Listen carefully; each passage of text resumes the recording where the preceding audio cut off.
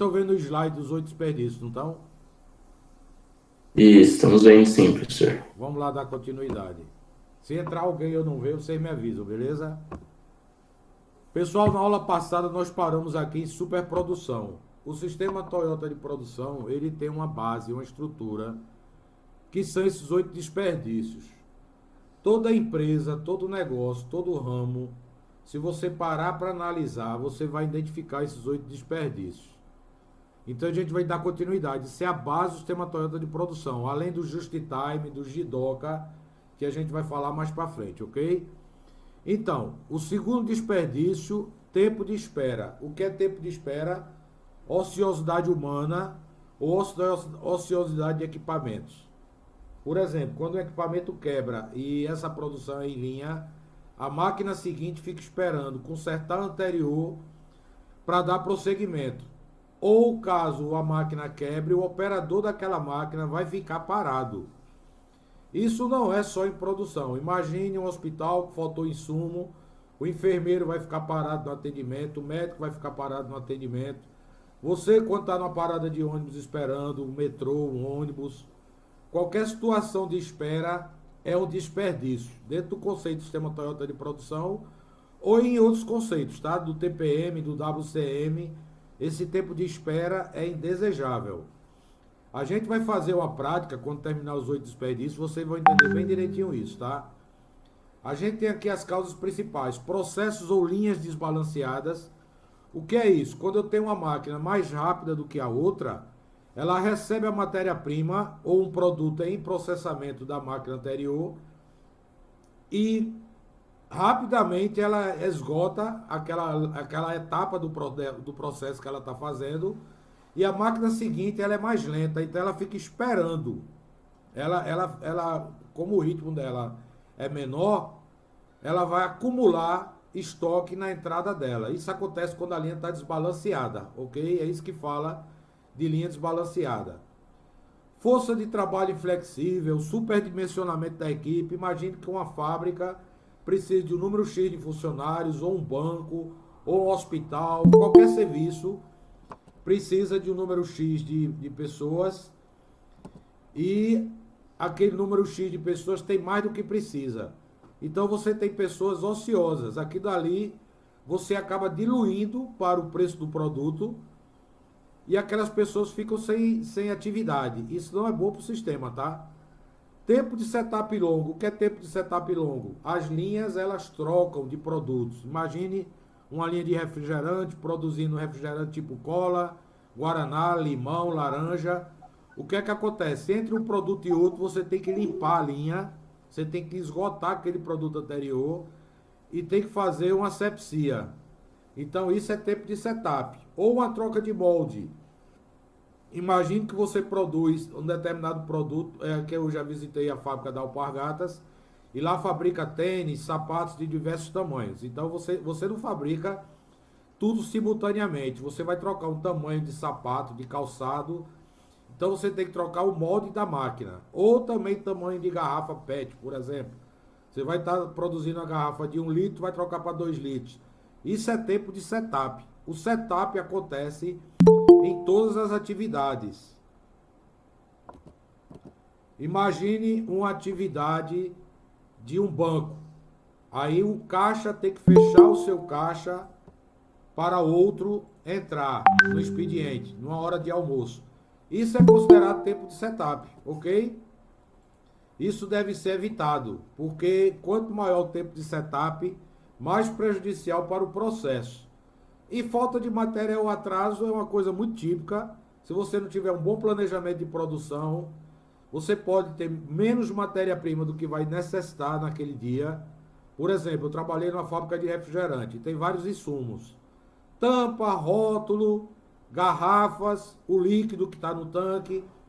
Aí, em determinado momento da produção, acabava rótulo. O que é que acontecia? A gente ficava esperando chegar do almoxarifado. Isso é um desperdício que ninguém quer passar por ele, beleza? Empresa nenhuma gosta de passar por uma situação dessa. Em qualquer ramo, tá? Em qualquer ramo de atividade. Outro desperdício do sistema Toyota de produção. A gente está aqui focando nesses 8 desperdícios, porque empresas que adotam apenas o Lean, eu já tive a oportunidade de dar consultorias em empresas que só em adotar a redução desses 8 desperdícios, a empresa tem um retorno financeiro, uma redução de desperdício, uma redução de custo muito significativa. Então, esses 8 desperdícios, gente, são clássicos, são criados por Taishi Ono, que foi um dos precursores do sistema Toyota de produção, e eles já representam uma redução de custo muito grande, tá? A questão de transporte desnecessário de material, ou transporte desnecessário de ferramentas ou equipamentos.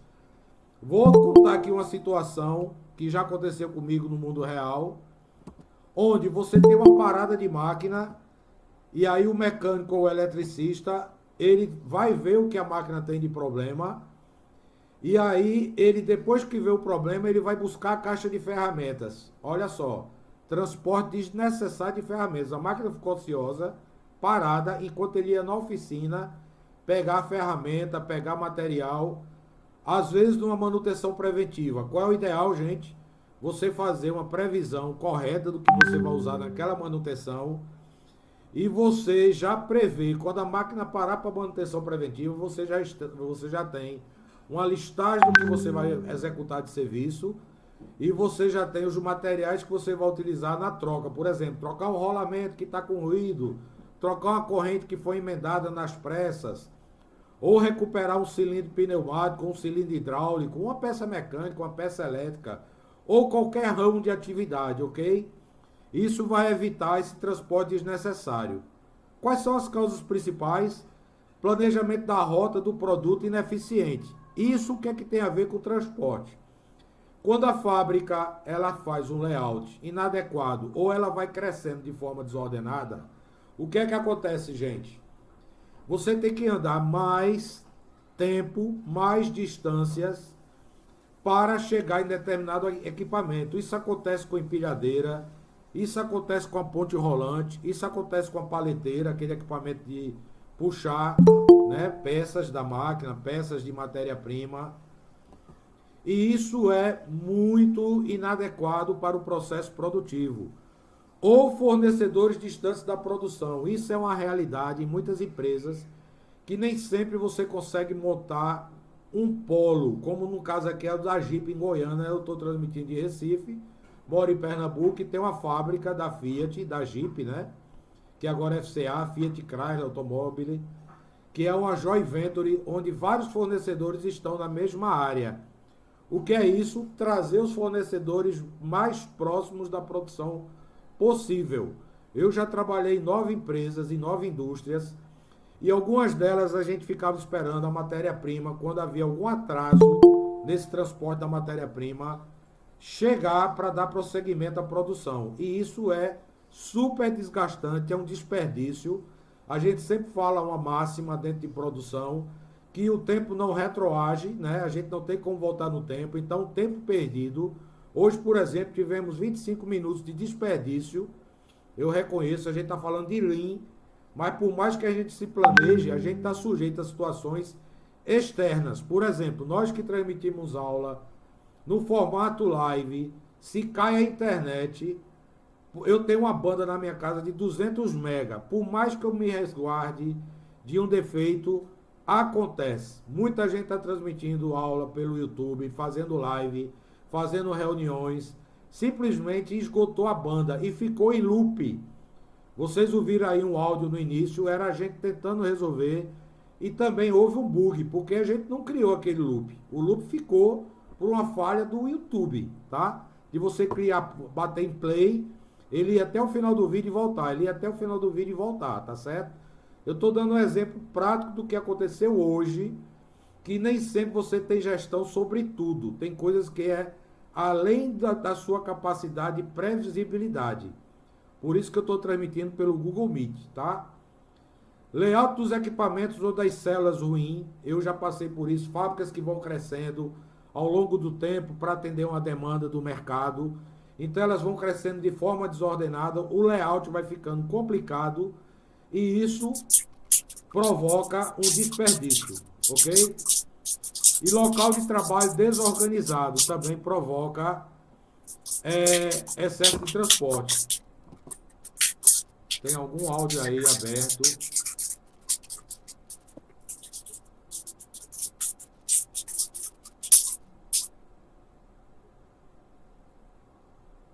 Não, eu já identifiquei aqui, já eu tirei, porque ele entrou num ruído constante, beleza? Mas vamos dar continuidade aqui. Olha, toda transmissão ao vivo está sujeita a problema, beleza, gente? Final de semana, eu vejo aqui transmissões de diversos setores, da área industrial, da área de shows, de tudo. Por mais que haja uma prevenção, uma precaução, mais imprevistos acontecem. E a gente está aqui para resolver e contornar, tá certo?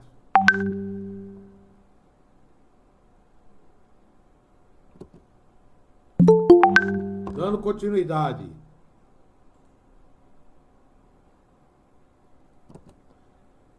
Estoque excessivo de produto final. Coisa que se ajudou. À medida que alguém entrar com o microfone aberto, só avisando, né? Todos escutam, beleza? Estoque excessivo de matérias-primas e insumos. Estoque não é algo que empresa nenhuma deseje. Se o microfone estiver aberto e provocar um ruído, eu desativo aqui o som. O Daniel Machado, o áudio está aberto.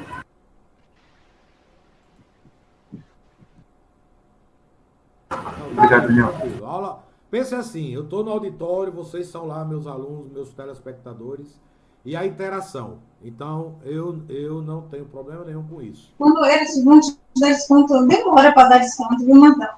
Americano é melhor para dar do que no lugar. Na verdade, no americano, acho que tem um lugar do nosso link. Alguém tá falando tem vários descontos, só me tirar para procurar. Alguém está falando da Americanas. Pulou o tópico 4. Desculpe. Excesso de processamento. O que é processamento? São atividades além das necessárias para executar o mesmo serviço. Se a gente for fazer uma comparação com o sistema público, por exemplo, excesso de processamento seria burocracia. A gente chama isso de processo que não agrega valor realizado pelo homem. Imagine, vou dar um exemplo que eu acho que muitos de vocês até atuam nessa área, tá? De manutenção. Imagine que uma máquina quebre e você, para executar o serviço, a pessoa daquela máquina tem que preencher uma ordem de serviço, a famosa OS. É um controle necessário, tá certo, gente? Mas é um processo que vai gerar espera. Ou você precisa requisitar uma peça no almoxarifado. Eu já passei por essa situação várias vezes, quando a empresa onde eu trabalhei implantou o SAP. Israelzinho que está na escuta, por favor, manda um convite para Luiz Alves, que ele saiu. Eu acho que Ok, professor. eu bloqueei o microfone dele, mas é porque está vindo. Olha só, processo que não agrega valor realizado pelo homem, processo que não agrega valor realizado pela máquina. O que é aquilo?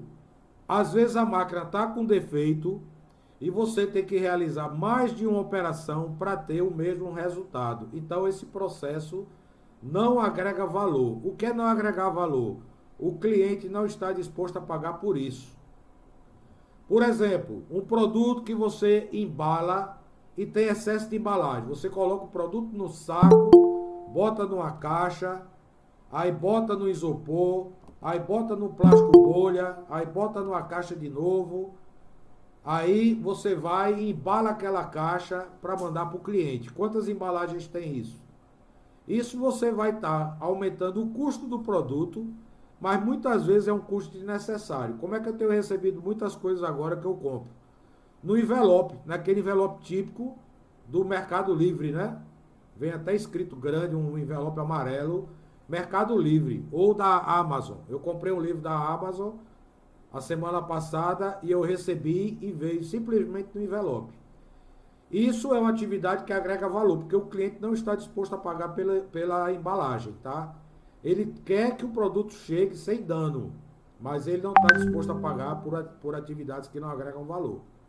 Quais são as causas? Falta de objetividade nas especificações do cliente, ou seja, uma ordem de produção mal elaborada. A equipe de produção tem que ficar parada, essa foto aí é bem elucidativa sobre isso, para entender o que é preciso para que aquilo funcione, tá certo? Mudanças frequentes na engenharia do produto. Eu já trabalhei em metalúrgica, onde muitas vezes no meio da execução de um serviço, pense assim, o estaleiro ele não faz um navio em um mês nem em um ano, faz em vários anos. Se tem aí alguém do estaleiro Atlântico Sul, sabe que um navio é fabricado entre 2 e 3 anos, tá certo? Então imagine que o navio está em 1 ano e meio, 2 anos de execução do projeto, e o cliente pede uma modificação desse produto. O que é que vai acontecer? Cai nisso aqui, mudanças frequentes na engenharia do produto. Você vai ter que adequar algo que você já tinha feito para atender o cliente. Beleza, gente? Qualidade excessiva, que é chamado refinamento. O que é isso? Muitas vezes a empresa ela tem um setor de qualidade, tem que haver uma conciliação, gente, entre todos os setores produtivos de uma empresa. Em todos os setores, manutenção, produção, qualidade, processo, materiais, almoxarifado, todos os setores, a área administrativa, a área financeira, a área de planejamento, todos os setores têm que andar de comum acordo. Por exemplo, algum de vocês já deve ter trabalhado numa empresa onde a qualidade era bem rigorosa. Eu já trabalhei, tá? Então, o gerente de qualidade, pela mínima coisa que ele via, podia estar dentro das especificações, porque há um limite de especificação, o limite superior e inferior de especificação, o gerente parava a linha para localizar a falha. Isso é o quê? O que a gente chama de qualidade excessiva, de refinamento, tá certo? Eu já trabalhei numa metalúrgica que a gente fazia tanque de inox para o mercado alimentício ou para o transporte de álcool etílico. O tanque de inox, a solda, tem que ser muito bem feita para que não haja vazamento. Tinha teste hidrostático no tanque, ou seja, você colocava líquido e pressurizava para ver se aparecia um vazamento. Muitas vezes não aparecia um vazamento, mas alguém da qualidade identificava uma solda com uma fissura, com uma rachadura e pedia para revisar o tanque todo. Só que essa revisão do tanque poderia passar até um mês, porque eu tenho solda interna e externa. O que é isso? Qualidade excessiva. Todos querem pagar por qualidade, mas também qualidade excessiva gera desperdício, beleza? Outro tópico que causa excesso de processamento, análise inadequada de valor. E a outra é a instrução de trabalho mal elaboradas. Como eu já falei antes, antigamente não se tinha SAP, então as instruções de trabalho eram feitas manualmente, as etapas de um processo produtivo.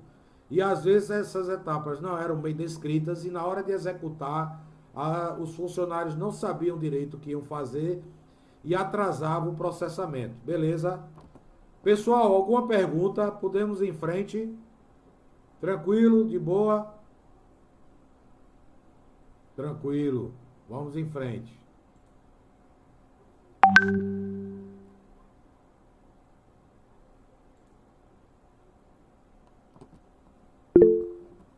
Eu tinha começado a falar de estoque anteriormente, tinha pulado excesso de processamento, mas voltando aqui, estoque. O estoque ele pode se dar no estoque excessivo do produto final, ou seja, você produzir mais do que necessita, vai cair naquele problema lá de excesso de produção, que é o primeiro desperdício, ou estoque excessivo de matérias-primas e insumos. Tem fábricas que processam a matéria-prima daquilo que ela vai produzir, e ela processa mais matéria-prima do que está na ordem de produção. O que é que acontece, gente? Você sempre tem que pagar fornecedores.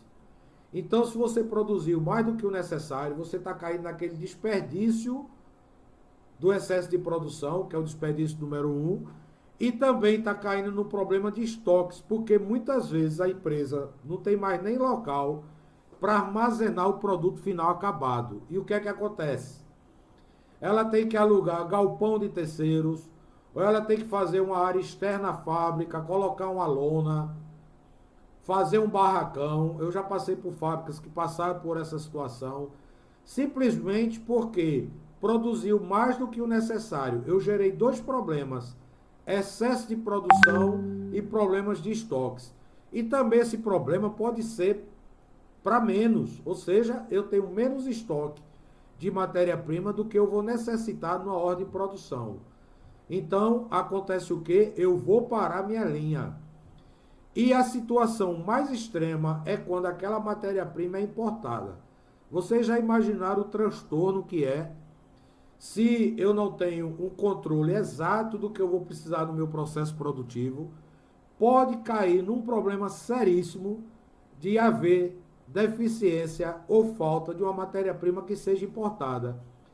E isso não se importa do dia para a noite. Se for uma fábrica de grande porte, isso pode precisar vir num container. E um container não vem no avião, a não ser que seja aqueles cargueiros B12, mas o frete é muito caro.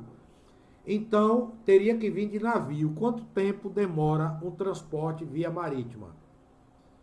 É muito tempo, gente. São dias, semanas ou meses, dependendo de onde ele venha. Imagina um produto que sai da China, o tempo que vai passar para ele chegar no Brasil, ok? Então, isso é algo que a empresa tem que estar constantemente ligada, sintonizada, que são os estoques. Quais são as causas de estoque excessivo? Produção excessiva, desequilíbrio na linha, grande tamanho de lotes. Por exemplo, o que é lote? Um cliente tipo o Bom Preço, o Super Bom, né? Que era o Marte, antigamente era Bom Preço, mas ele vem mudando de nome porque vem mudando de dono, né? De sociedade. Então, ele encomendava 250 mil produtos tipo cola. Eu não quero dizer o nome da marca, mas vocês sabem o que é. Solicitava uma grande produção, 250 mil. Só que no estoque da empresa não cabia as 250 mil garrafas. Ela acabava ocupando a área do fabricante como estoque. E isso tumultuava o ambiente. Ainda mais que a gente tinha que se preocupar com a idoneidade desses produtos, não deixar variar. E ainda tinha uma questão de inventário, que aquele produto tinha sido vendido, mas ainda estava dentro da área de produção ou dentro do estoque de produto final acabado. E isso não é bom, tá? Infelizmente acontece isso com a maioria das fábricas. E isso tem que ser verificado para evitar o máximo possível. Outra coisa, outra causa, alto tempo entre o pedido e a entrega do produto. O que é isso? Você tem problema de logística, você tem problema de frete. Isso acaba atrasando o produto na chegada ao cliente e isso é um desperdício absurdo. Muitas empresas já passaram por isso e não é desejável, ok? A gente tem que trabalhar de forma mais enxuta possível. Quando a gente fala de sistema Lean, Lean em inglês quer dizer enxuto, mas todo o processo tem que ser enxuto. O sistema como um todo tem que ser enxuto. Tem que ser livre de desperdício. Alta taxa de retrabalho. O que é isso? Uma qualidade deficiente do produto que gera retrabalho, principalmente empresas do ramo de eletrônica. A gente percebe que na hora do teste final, eu trabalhei na Philips por 9 anos, fabricando CI, circuitos integrados, e muitas vezes na hora da gente colocar esse circuito integrado no equipamento, pense comigo, um equipamento de som, um equipamento de vídeo, o produto, o equipamento não funcionava. O que é que tinha que acontecer? Retrabalho. Isso é prejudicial. Por quê? Porque a empresa, ela não vai cobrar isso, né? Hoje tem lista de frequência, com 1 hora a gente vai circular a listagem, ok? 1 hora, eu vou ficar bem atento a isso. A gente, de 8 horas, de 20 horas, a gente vai liberar a listagem de frequência aqui, já está com tudo pronto para você registrar sua frequência, beleza, gente? A gente estava falando de retrabalho, principalmente em empresas metalúrgicas tem muito retrabalho, empresas de eletrônica tem muito retrabalho. Você vai testar o equipamento final, como eu trabalhei muitos anos na Philips, foram 9 anos. Então a gente tinha muito retrabalho e a gente teve um trabalho forte em cima disso. Para evitar isso, muitas vezes o retrabalho acontece na casa do cliente, quando o produto é de grande porte. Imagine um veículo, e é altamente frustrante, né? Você comprou um veículo, 0 km, e depois de 5, 6, 7 dias de uso, o equipamento simplesmente não funciona na sua garagem. Você vai ter que solicitar um guincho, um reboque para levar o seu carro até uma concessionária para fazer um retrabalho. Isso é prejudicial, gera um dano à imagem do fabricante do veículo e ninguém quer passar por isso, beleza? É o famoso recall que Anderson tá falando aqui. É isso mesmo, às vezes aparece na televisão veículos com chassi de número tal a tal, favor comparecer à concessionária, parece isso na maioria. Eu diria que em todos os fabricantes, mas em alguns em escala maior do que outros, tá? A Toyota, por exemplo, é exemplo de qualidade naquilo que ela faz. E o índice de recall dela, existe várias revistas na área que pode atestar que o que eu estou falando é verdade. Tem um ranking das empresas que apresentam mais recall e a Toyota, ela não é primeiro lugar de recall, ela é primeiro lugar de não haver recall nos veículos dela. Porque o sistema Toyota, ele visa exatamente eliminar esse desperdício, que é o famoso retrabalho. Dando continuidade, movimentos desnecessários. Os movimentos desnecessários dentro de uma fábrica é tudo aquilo que você circula fora a decepção que você tem com a empresa. É verdade, Daniel. Olha só, essa questão do movimento desnecessário, imagine uma fábrica que você trabalhe em que ela cresceu de forma desordenada. Acontece o quê? Você vai ter que fazer vários caminhos para chegar no equipamento, para chegar no setor. E isso é movimento desnecessário. Só que o movimento desnecessário não dá apenas através de nós, seres humanos, caminhando. Se dá também através de máquinas e equipamentos. Imagine, eu trabalhei na Alcoa e lá as bobinas circulavam com pontes rolantes. Haviam várias pontes rolantes no galpão. E às vezes uma máquina era mal posicionada, então a ponte rolante ficava fazendo movimentos constantes para abastecer essa máquina. E a ponte não é como um carro que você faz uma volta de 90 graus ao redor do seu eixo. A ponte anda em movimento linear, né? Vertical, horizontal. E quanto mais complicada era a posição da máquina, pior para o operador da ponte abastecer. O que é isso? É um movimento desnecessário. Uma ponte rolante, ela é um equipamento de transporte e ela pode também ser configurada dentro dessa categoria de movimento desnecessário. Ou empilhadeira, imagine uma linha de produção muito apertada, a empilhadeira ela tem dificuldade de locomoção, de circulação dentro da área, isso também configura movimento desnecessário.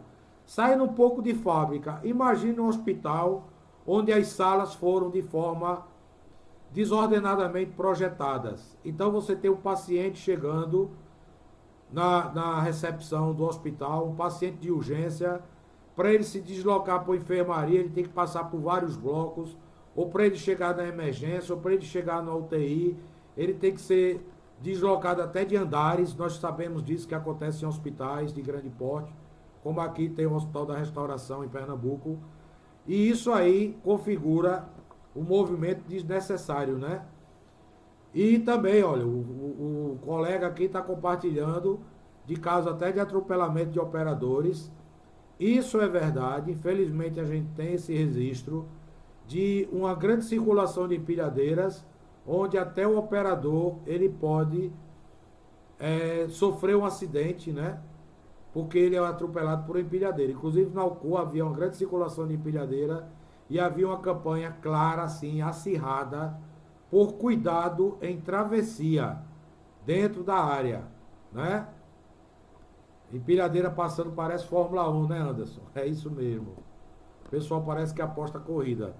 Você tem aqui nessa apresentação desse slide, gente, do lado esquerdo, uma área organizada e do lado direito uma área desorganizada. Tudo aquilo que gera um movimento a mais do que o necessário é um movimento desnecessário. E isso tem que ser evitado.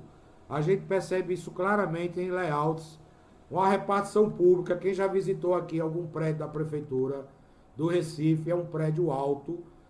Para você ir de um setor a outro, você tem que pegar várias vezes elevador, se deslocar por corredores, muitas vezes não tem identificação. Isso é um movimento desnecessário. Imagine quantos metros um funcionário anda no dia a fim de chegar no seu setor, chegar no setor onde ele precisa levar um documento, tá? Isso não é admissível no sistema Toyota de produção. Outro desperdício seríssimo é o defeito. Defeito, a gente teria muito o que falar dele. Imagine que você está numa linha de produção e que a máquina quebrou. Qual é o ideal, gente? Não haver parada de emergência, né? O ideal é que as paradas sejam programadas. Que paradas são essas? Paradas para manutenção preventiva. Então, se você tem uma parada inesperada, ela configura uma parada de emergência. Você vai ter que, deixa eu permitir aqui a entrada do colega, você vai ter que parar o seu processo para consertar o equipamento. Enquanto isso, as máquinas que abastecem aquela máquina vão parar, e as máquinas, após aquela máquina que está quebrada, se for em linha o processo produtivo, ele vai parar também. A gente dá sempre exemplo de fábrica porque é fácil de você imaginar, e a grande maioria do nosso público trabalha em fábrica. Mas você também tem esses defeitos. Aqui, por exemplo, em Recife, é bem notório, é bem conhecido, sai direto na imprensa, quando o metrô quebra. O que é isso? Um defeito no metrô, seja provocado pelo próprio equipamento, seja provocado por terceiro, que a gente já teve até registro aqui de furto de cabos elétricos do metrô, que fez o metrô parar por mais de um dia. O que é isso? Ninguém quer passar por isso. A pessoa que depende daquele transporte vai ser prejudicada no seu deslocamento, ok? Então, defeito é algo que realmente é muito estudado. As máquinas, elas têm que sofrer manutenções preventivas para que elas não parem no momento que não seja previsto. Toda parada de máquina, o ideal é que ela pare naquele tempo previsto para aquela parada. Beleza? Caso contrário, vai ser uma parada de emergência e vai... Na minha região tem muitas mineradoras e siderúrgicas. Realmente. E quando imagine que uma ponte caia. A gente sempre fala de fábrica, mas defeito acontece em qualquer ramo, em qualquer segmento. Está tendo queimadas aqui, a gente está sabendo, em Mato Grosso, no Tocantins. Havia uma cidade que ela era ligada a outra através de uma ponte de madeira.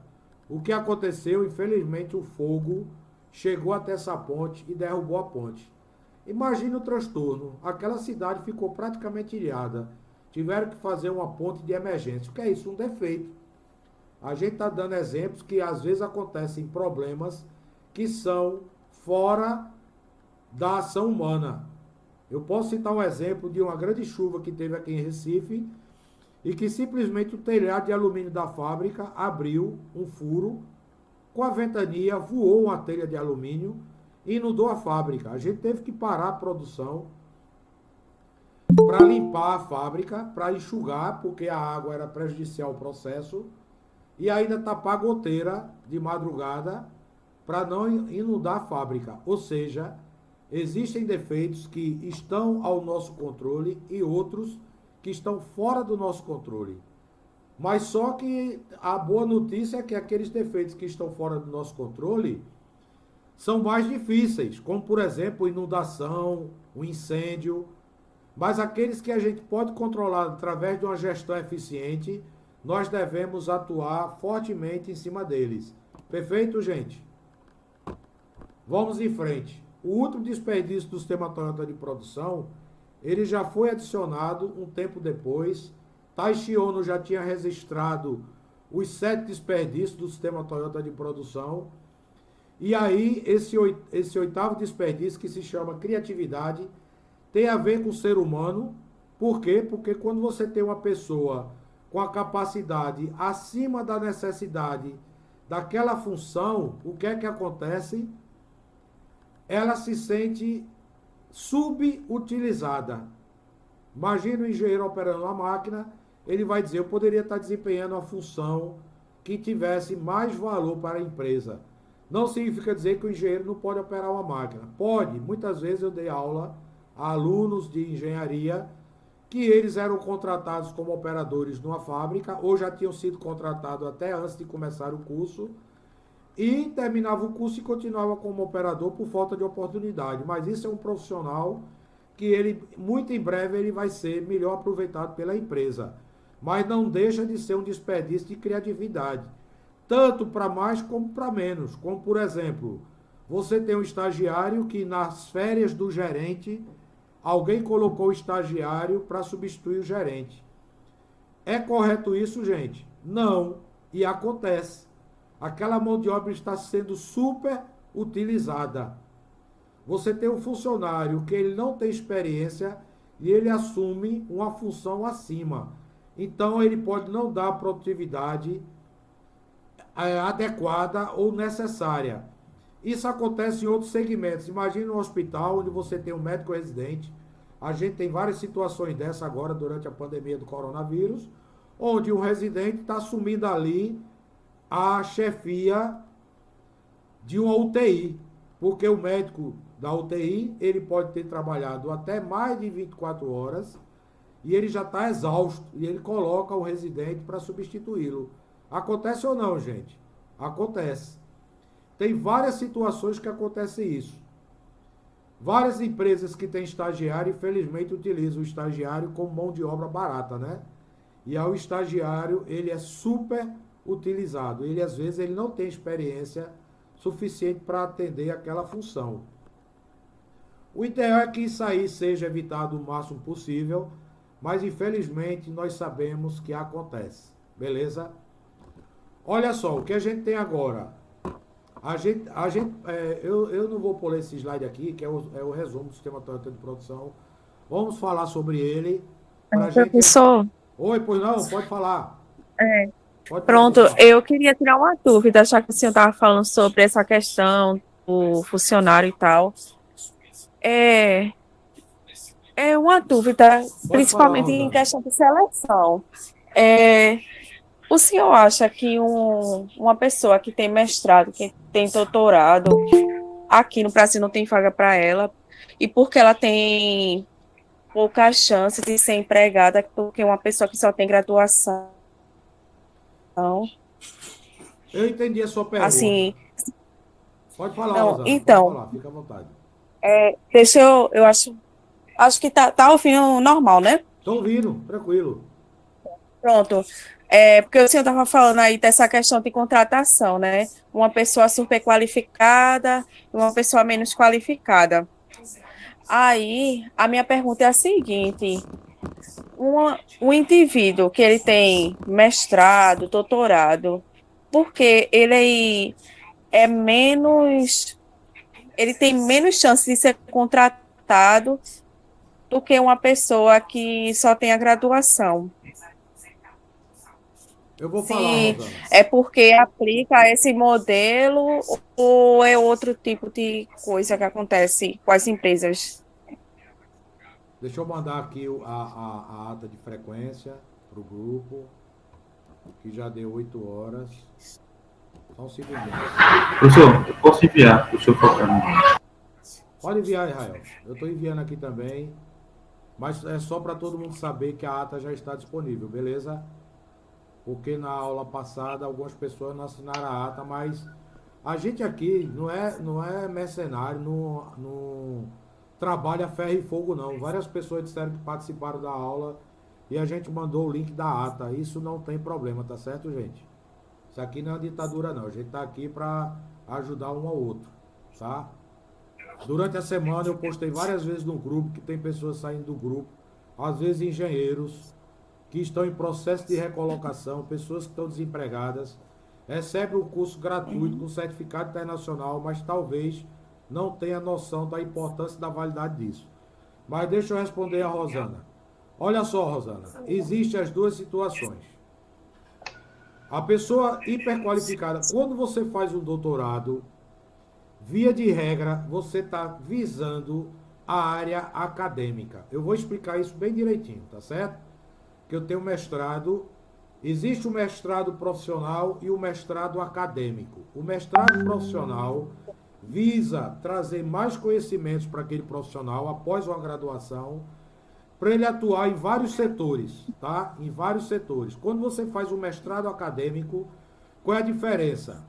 Você está em cada disciplina, o professor lhe incentiva a fazer um artigo científico, então você vai se aprofundando e tem cadeiras voltadas para a educação. Então você está visando o quê? Trabalhar como professor numa faculdade privada, numa faculdade pública, através de concurso. Se você faz um doutorado, você também está se aprofundando mais ainda. É lógico que a intenção da pessoa é atuar no mercado, tá? Botando o link aqui de novo. Espera aí. O link de presença está aí. Se alguém entrar depois, não tem problema, a gente posta de novo, tá certo? Antes do final da aula, eu posto de novo. Quando você faz um doutorado, você se aprofundou em determinada área. Beleza, Rosana? Beleza. Tem empresas do setor privado, que valorizam o profissional com doutorado, porque a atividade que ele vai desenvolver naquela empresa necessita de uma grande especialização na área. Já imagina uma empresa do setor produtivo normal, uma indústria de refrigerantes. Vamos lá, trabalhei em 9 fábricas, posso falar de vários exemplos. Uma indústria de refrigerante precisa de um doutor. Eu digo a você sinceramente que a fábrica de refrigerante está preocupada em produtividade. Se você faz um doutorado em engenharia de produção, você pode ser absolvida, você como doutora, numa indústria, porque você conhece muito processos produtivos.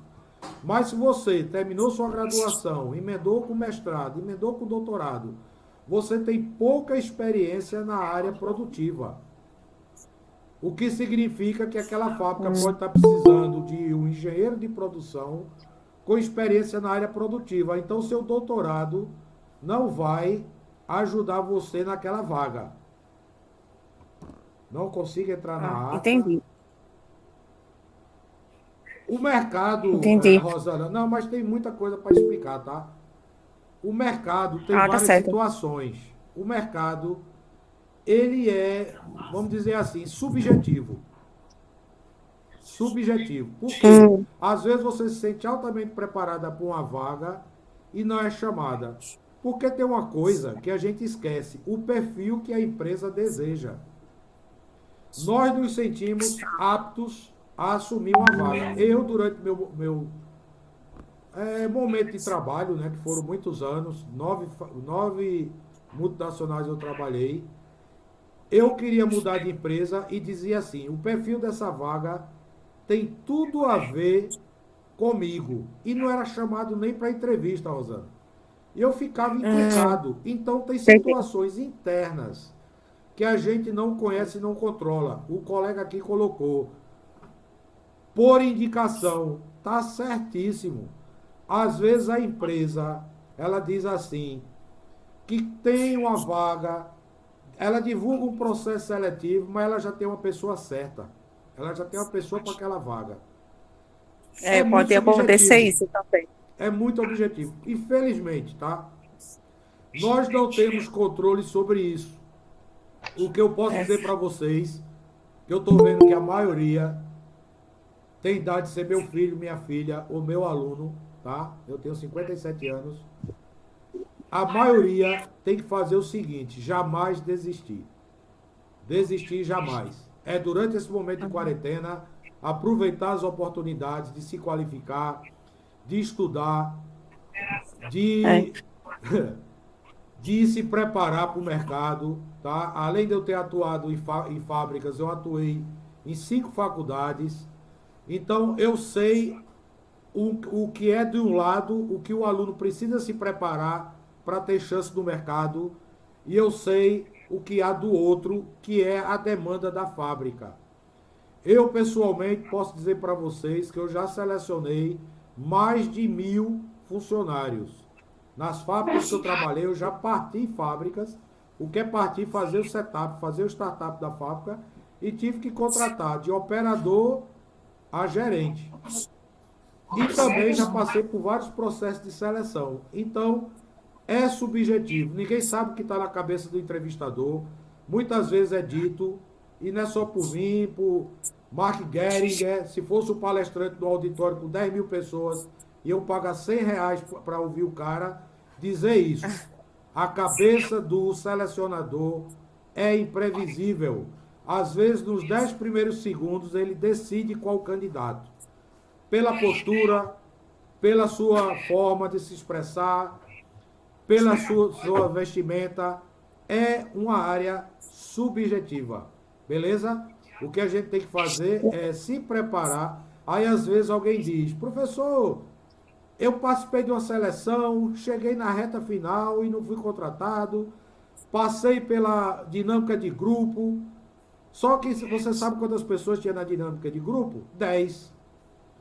Ali tem psicólogos anotando o perfil de cada um, perfil não só profissional, o perfil psicológico. Aí ela vai identificar que fulano é mais atencioso do que cicrano, que fulano é mais ansioso do que cicrano, que fulano ouve mais do que cicrano. O perfil da vaga pode ser para aquele que ouve mais.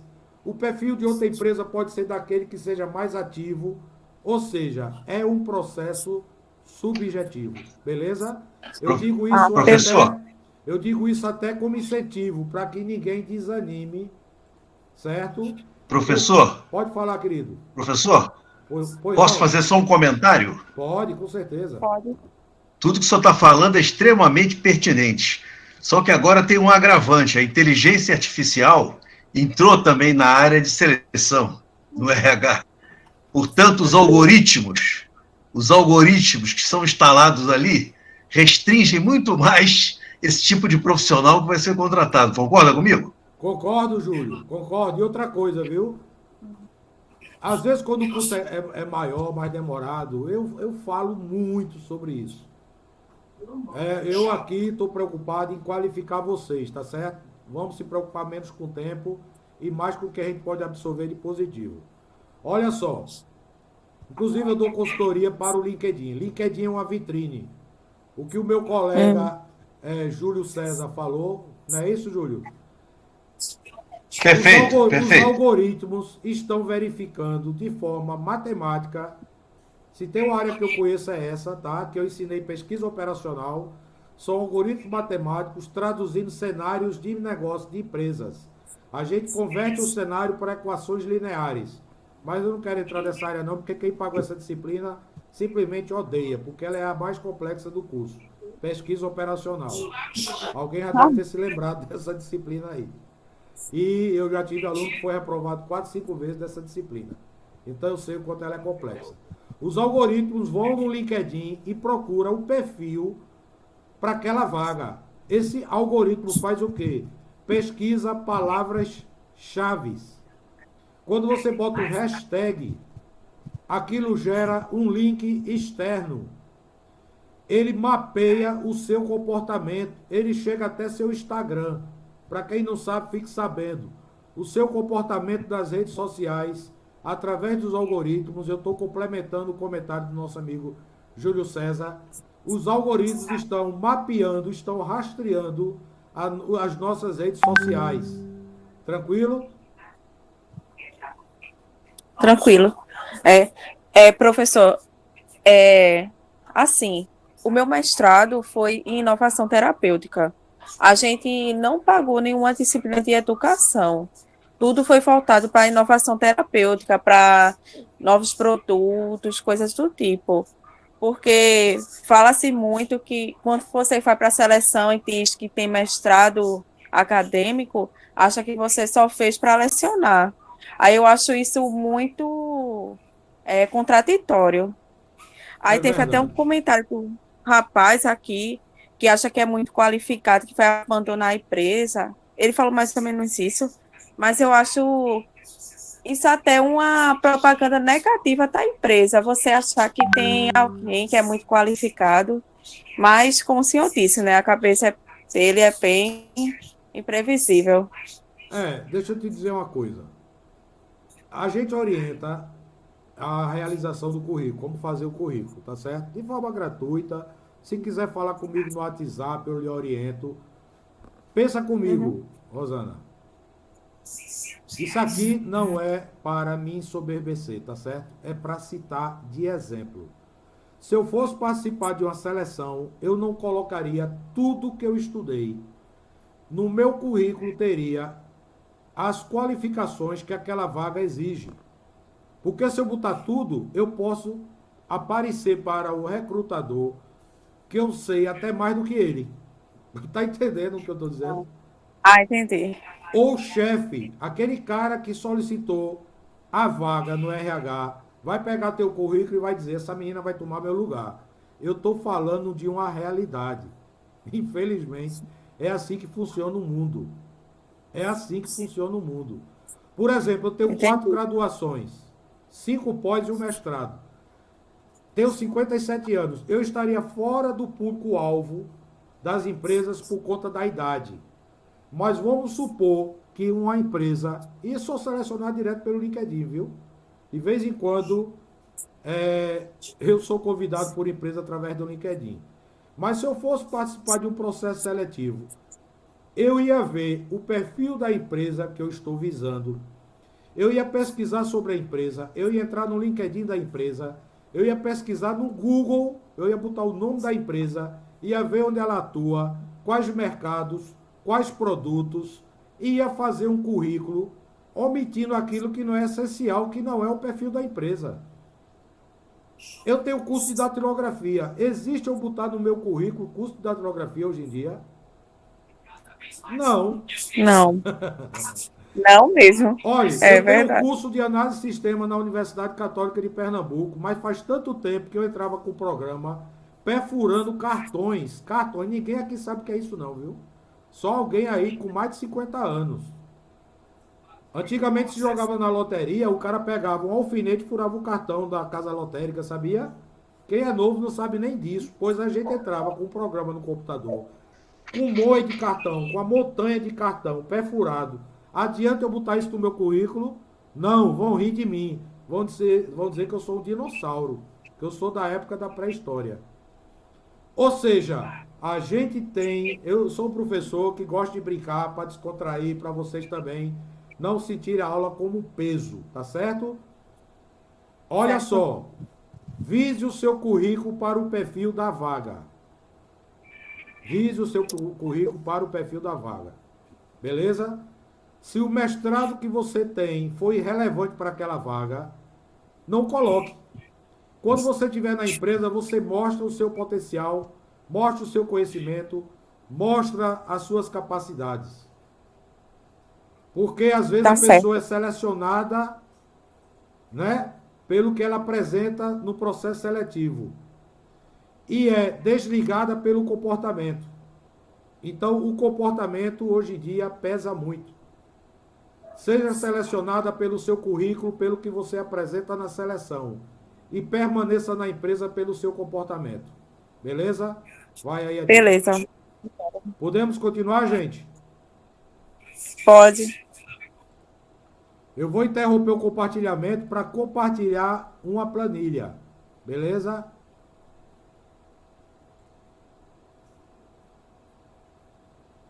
Vou compartilhar uma planilha.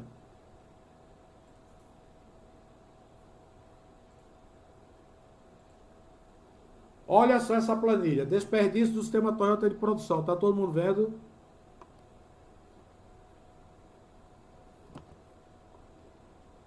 Sim, professor, todo mundo. Ok. Veja bem, como é que a gente faz essa dinâmica do desperdício do sistema Toyota de produção?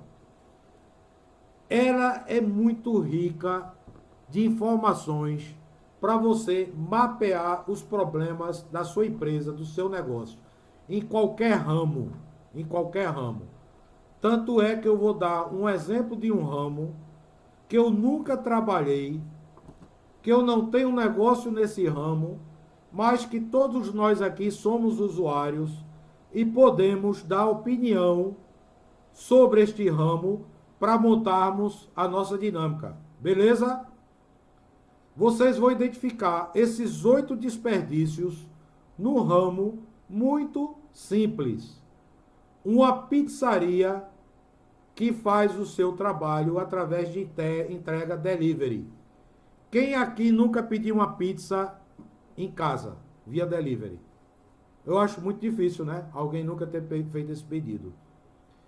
Para você ver que essa dinâmica, ela é utilizada em qualquer ramo, em qualquer segmento. Ainda mais nessa pandemia, a gente tem pedido muita comida delivery. Beleza? Beleza? A iFood aí é uma das empresas da quarta revolução industrial, disruptiva, veio quebrando paradigma, gerou emprego e é um exemplo típico. Vamos ver aqui superprodução numa pizzaria delivery. Olha só, se eu faço a pizza, ela leva os ingredientes dela, tranquilo? Então, você, inclusive nas aulas que eu dou aqui presencial, um aluno até me perguntou: professor, eu queria que o senhor desse uma consultoria para implantar uma pizzaria delivery. Porque no nosso curso de Greenbelt tem um exemplo de uma pizzaria. O povo pensava que eu tinha pizzaria. Mas é não, como usuário a gente consegue pensar. Imagine que você peça uma pizza, a quantidade de variedades de pizzas que tem no cardápio de uma pizzaria. E aí lá você tem pizza de calabresa, frango, atum, mussarela, 4 queijos. Pense aí, eu já vou dar fome a vocês, não? São 8h23, a turma já deve estar com fome, eu também não jantei. Aí pensa comigo, se eu produzo mais pizza do que eu preciso, estaria em superprodução? Com certeza, né? Produzir mais pizza do que os pedidos. Pensa comigo, gente. O certo é a pizzaria ter agilidade nos seus processos para produzir aquilo que é demandado. É típico do sistema Toyota de produção. Produzir sob demanda. Sob SOB. Debaixo de uma demanda. Debaixo de um pedido. Por quê? Porque se eu produzir uma pizza, ninguém pediu pizza calabresa, e eu digo pro pizzaiolo, produz aí uma pizza calabresa, porque se entrar um pedido de pizza calabresa, a pizza tá pronta. É a mesma coisa de produzir a pizza na hora? Não. Se não houver pedido de pizza calabresa, por azar, naquela mesma hora, ela vai estar fria, vai estar murcha, não vai estar com o mesmo sabor. E olha que eu já pedi pizza que chegou assim.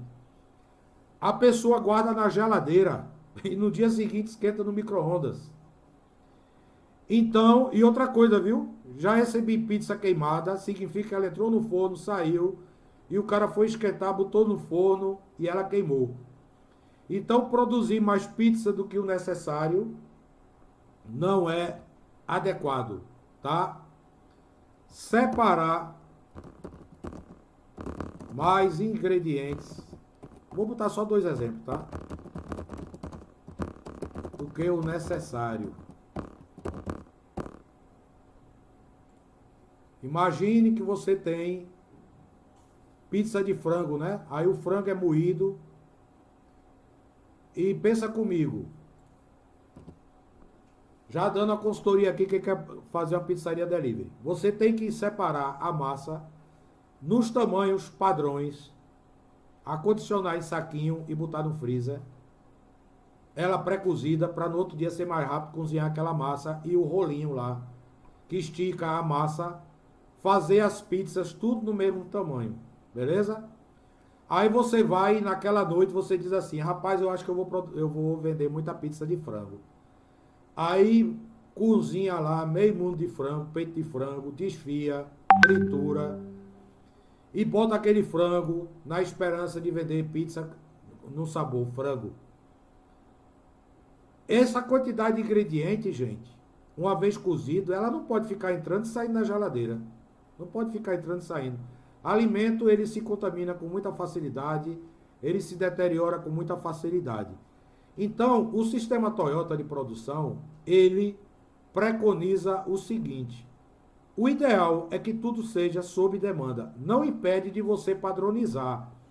Uma pizza de frango leva 100 gramas de frango, então eu tenho uma balança para pesar 100 gramas de frango, para não ir numa pizza 90, para não ir em outra pizza 120 gramas. Por quê? Eu vou estar roubando o cliente quando eu mando uma pizza com 90 gramas e vou estar perdendo matéria-prima quando eu mando uma pizza com 120 gramas. Tá certo, gente? Beleza? No caso de tempo de espera do cliente, no caso aí de uma pizzaria delivery, você faz um pedido por um aplicativo de pizza, de pedido a delivery, tipo iFood, Uber Eats. E aí, lá no aplicativo tem que a previsão de entrega é 25 minutos, você está com visita em casa e nada da pizza chegar. Passa 25, passa 30, passa 40, você vai ficar satisfeito? Evidentemente que não. Então, tempo de espera prejudica o negócio como um todo. Na próxima vez que você pedir uma pizza naquela pizzaria, você, através do aplicativo, você não vai escolher aquela pizzaria. Eu tenho várias pizzarias aqui no meu entorno, tá? Várias pizzarias. E aí já tem aquelas que sabem que não entregam. Eu nunca mais peço dela. Eu não quero nem fazer propaganda das melhores, porque senão vão dizer que eu estou ganhando cachê. Tempo de espera, espera do cliente, espera da cozinheira.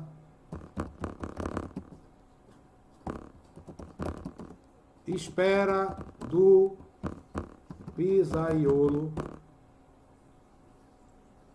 Eu vou explicar isso aqui rapidamente para a gente não se deter demais nesse assunto de pizzaria. Pensa comigo, a cozinheira precisa de ingrediente e o dono da pizzaria esqueceu de comprar tomate. E aí, gente?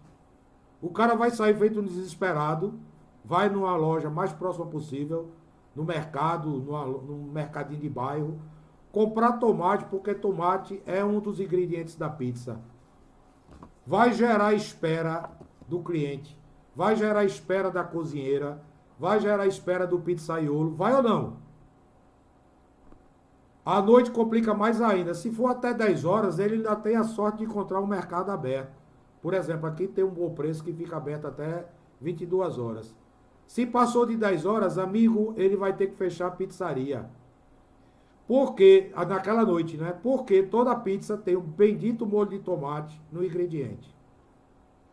Então, imagine o sufoco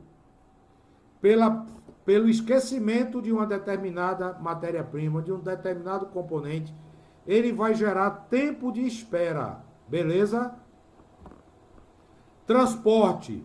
Eu vou botar aqui do entregador.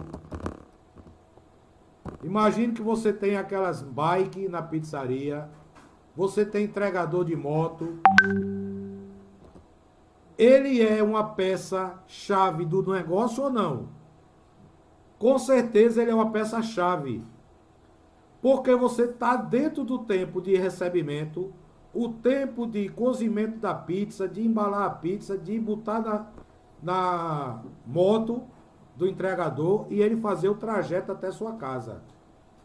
Agora, imagine, alguém aqui é de Recife? Eu vou dar um exemplo. Você faz um pedido... Recife, sim. Lula, beleza, tranquilo. Rosana de Recife. Você mora em Candeias e faz um pedido de uma pizzaria em Casa Amarela, que é o bairro que eu moro aqui em Recife. Tem sentido? Eu também, Casa Amarela, Nova Descoberta. Pronto, bem pertinho. Sabe onde eu peço pizza? Aí eu vou brincar aqui com o meu amigo Lula, Luiz Carlos. A pizzaria Norte. Fica aqui na Vila Norte, Lula. Vai aí a dica pra tu. Por quê? Porque chega com 20 minutos. Chega com 20 minutos. É bem pertinho da gente. Perto da tua casa, Nova Descoberta, perto da minha, em Casa Amarela. Aí o cara lá em Candeias, ou lá em Paulista, pede uma pizzaria da Pizzaria Norte. Coitado. A pizza pode ser feita em 15 minutos, mas o tempo de transporte vai fazer essa pizza atrasar. É verdade ou não?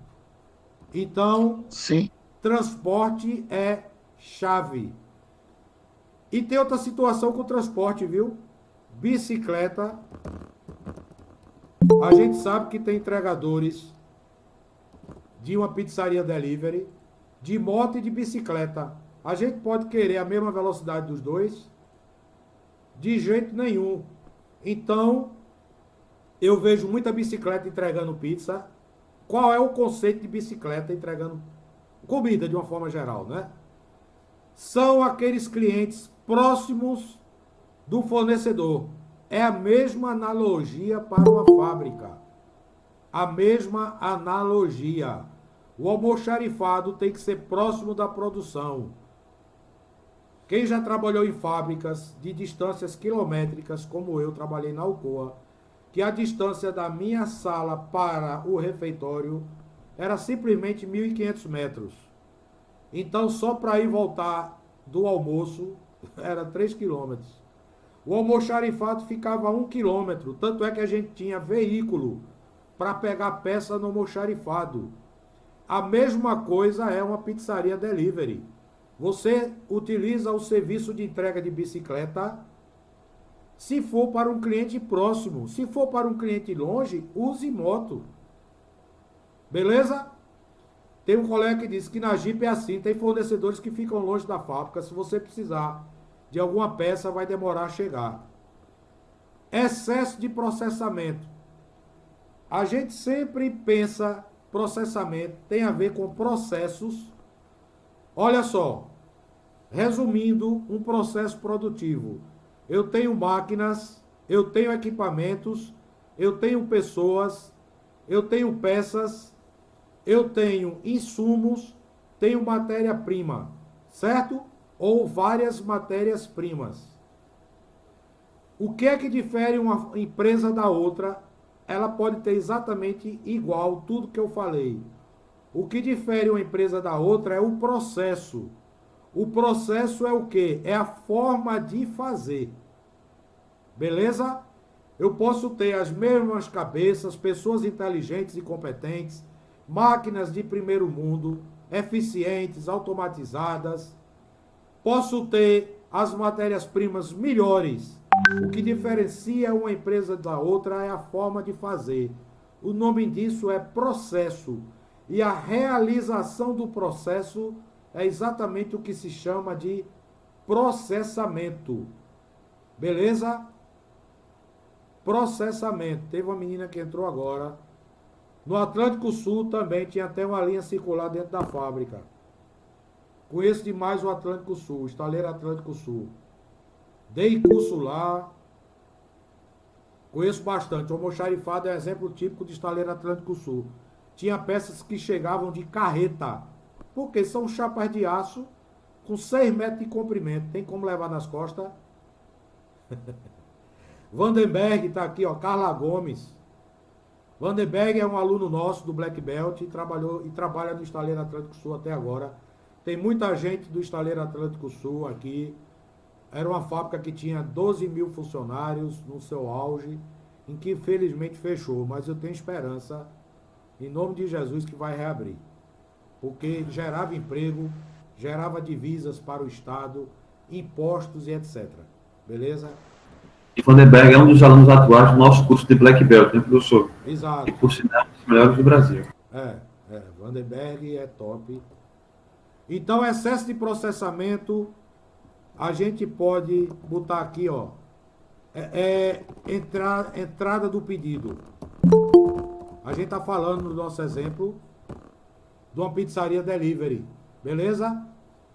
E tem sistemas altamente burocráticos.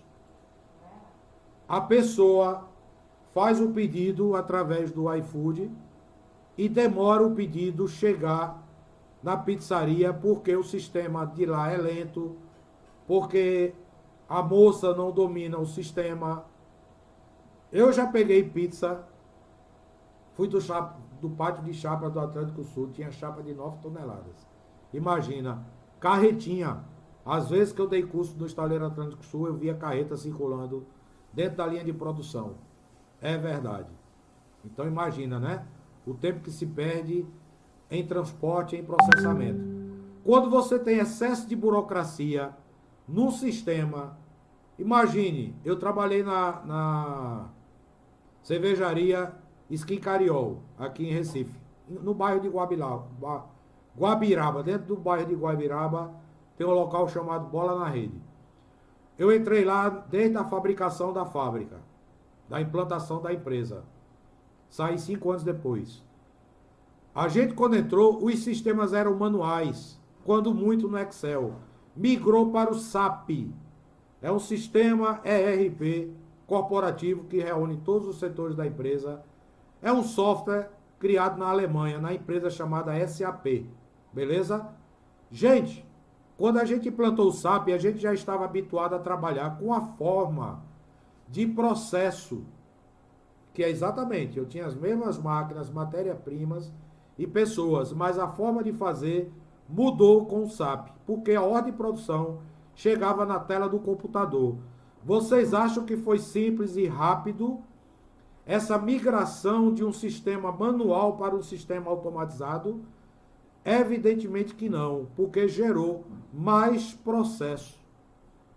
Tudo chegava na tela da máquina, né, via software, e tinha operadores que não tinham habilidade ainda nesse software, principalmente no SAP. E isso demorava demais o processamento. Para você pedir uma peça no almoxarifado, você tinha que abrir o sistema de materiais do SAP, localizar o código da peça, clicar na linha da peça, colocar a quantidade, colocar ordem de serviço relacionada com aquela peça, colocar para qual setor ia a peça, fazer todo o processo na tela do SAP, dar Enter, aí aquela ordem chegava no almoxarifado, o almoxarife via no sistema o seu pedido, ia na prateleira, retirava a peça, colocava no balcão. Teoricamente era para quando você chegar no almoxarifado, a peça está no balcão. Não precisa nem me perguntar se funcionava assim. Muitas vezes o funcionário chegava no balcão e o almoxarife tinha um monte de solicitação de peças na sequência e não tinha chegado ainda na sua peça. E ele não podia lhe despachar, entregar a peça a você. O que era isso? Desperdício por excesso de processamento. Deu para entender, galera? Sim ou não? Beleza. Eu dei vários exemplos para você se situar o que é processamento, tá? Estoques, nós já falamos bastante. Imagina a pizzaria delivery, que eu não tenho a capacidade de estocar a quantidade de pizzas que eu vendo por dia. Eu tenho apenas um freezer, eu tenho apenas um refrigerador. Geralmente as pessoas que começam a pizzaria delivery começam pequenininho, numa sala alugada, pequena, estreita. Aí tem um forno que só assa 2 pizzas por vez. Eu sei disso porque eu já pesquisei. Eu dando aula de Greenbelt, eu falo muito sobre essa parte. Aí depois a pessoa evolui, compra um forno com 2 andares, pizza em cima, pizza embaixo. Aí ela recebe um pedido de 10 pizzas simultaneamente. O forno dela tem capacidade para 2 pizzas em cima, 2 pizzas embaixo. Ela tem o quê? Um problema de estoque. Entenda uma coisa. Estoque não é só auto-estoque. É falta de estoque. O sistema Toyota de produção não preconiza que você tem que ter o estoque insuficiente para o seu processo. Ele preconiza que você tem que ter o estoque ideal para o seu processo. Ideal não é faltar estoque. Ideal é ter o estoque na medida certa, na quantidade exata, beleza? O que é isso? É um pilar do sistema Toyota de produção chamado Just in Time, JIT. É entregar o produto certo, a peça certa, no local certo, porque muitas vezes a peça é certa e vai para o local errado, no momento certo, ou seja, no momento que eu preciso e na quantidade certa. Se eu estou produzindo uma peça, um dispositivo, eu preciso de 10 parafusos, eu tenho que receber 10 parafusos e não 20. Falta de estoque é receber 5, é receber 8. Eu não vou conseguir terminar aquele produto ou semiproduto, beleza? Estoque é falta ou excesso de ingredientes. A gente está falando aqui de uma pizzaria, né? Para a gente fazer aqui a nossa dinâmica de maneira correta. Falta o excesso de ingredientes. Eu tenho que ter os ingredientes da quantidade certa. Nem muito, nem pouco. Movimentos desnecessários. A gente falou de movimentos desnecessários, o exemplo de uma fábrica. Imagine movimento desnecessário numa pizzaria. Dá para imaginar, o forno é num canto, aí o cara, em vez de alugar uma sala, que ele pudesse fazer as etapas de produção da forma como ele queria, separando por parede de gesso, por exemplo, ele alugou uma casa em que o forno é na cozinha, o fogão é na sala, o estoque dele é no quarto. O que é que vai acontecer? Vai acontecer locomoção de pessoas entre os compartimentos da casa, e o nome disso é movimentos desnecessários. Eu vou atrasar o meu processo, vou ou não, gente? Sim, porque eu vou gerar perda de tempo. Movimentos desnecessários, eu vou botar aqui, ó, divisão dos compartimentos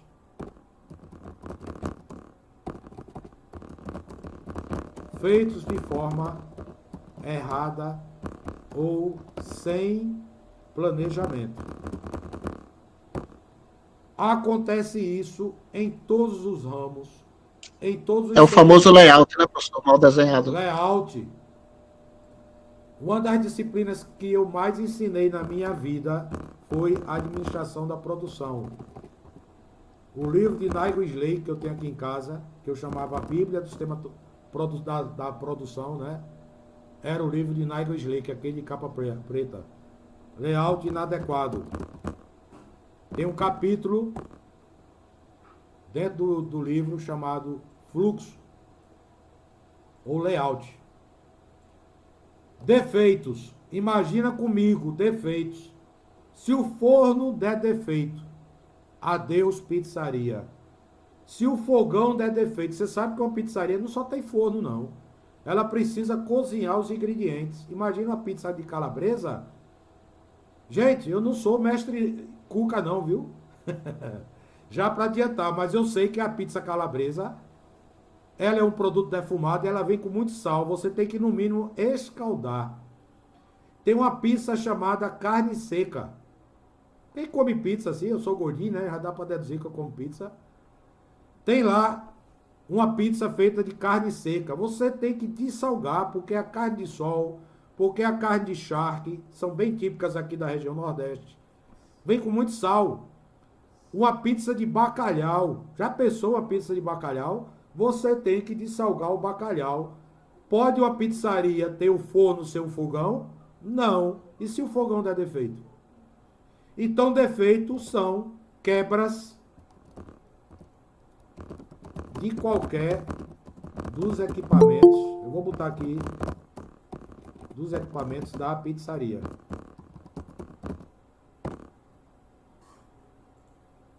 Entenderam, gente? Porque a pizzaria tem permitir a entrada de um colega.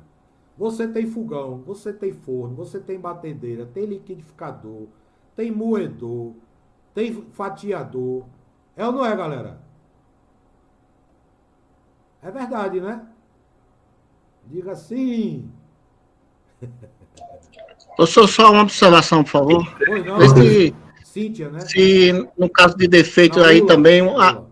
a pizza queimada também aí, né? Era um defeito que ele ia ter o retrabalho, né? Muito bem colocado, Lula. Muito bem colocado. Eu abordei defeitos nos componentes da empresa. Eu posso também ter defeito no produto. No produto, pizza. A pizza pode chegar queimada, a pizza pode chegar crua. É ou não é? Isso é um defeito sério porque gera um dano à imagem da empresa. Pode fazer a diferença entre eu comprar dessa pizzaria novamente ou não. Tranquilo? Hoje em dia as pessoas são muito sensíveis a tudo. Então, se uma pizza que você pede chegar com problema, ou demorar, ou chegar toda bagunçada dentro da caixa, tem uma pizzaria aqui de renome, né? Que a pizza vem com protetor entre a tampa e a pizza, para a tampa não espremer a pizza. Beleza? As pizzarias de um nome assim. Já trabalhei em pizzaria e tudo isso que você está falando é verdade. Como é teu nome? Como é teu nome? Vou falar contigo depois, porque eu quero abrir uma pizzaria delivery. Fale aí, minha querida, seu nome. Mirna. Mirna. A mulher está dizendo, ai meu Deus do céu.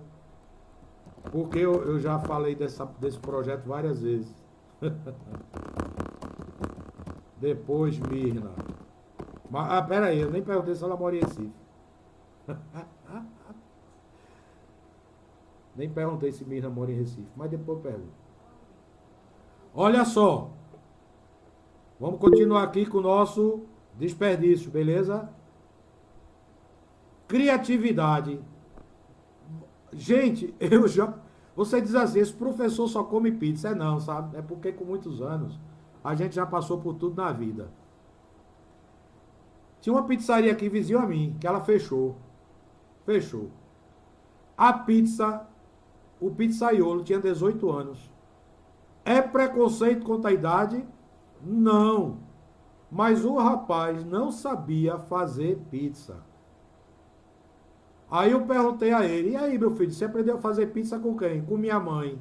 A mãe dele era uma senhora pizzaiolo. Era uma senhora pizzaiolo. Mas o garoto estava aprendendo. Então a pizza chegava com o ingrediente errado, a pizza chegava errada, você pedia de uma coisa, vinha de outra.